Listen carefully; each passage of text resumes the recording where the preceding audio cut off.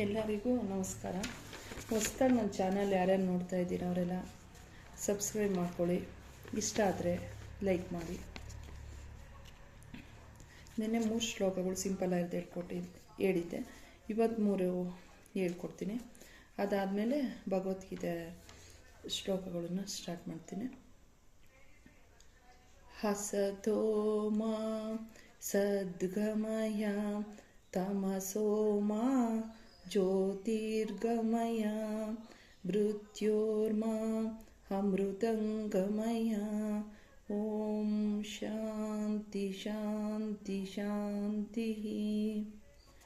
Next, ಕರಾಗ್ರೆ ಹೊಸತೆ Lakshmi, ಕರಮಧ್ಯೆ Saraswati, ಕರಮೂಲೆ ಸ್ಥಿತೆ Gauri, ಪ್ರಭಾತೆ ಕರದರ್ಶನಂ.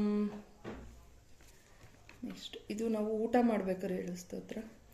ಅನ್ನಪೂರ್ಣೆ ಸದಾ ಪೂರ್ಣೆ ಶಂಕರ ಪ್ರಾಣವಲ್ಲಭೆ, ಜ್ಞಾನ ವೈರಾಗ್ಯ ಸಿದ್ಧ್ಯರ್ಥಂ ಭಿಕ್ಷಾಂ ದೇಹಿ ಚ ಪಾರ್ವತಿ.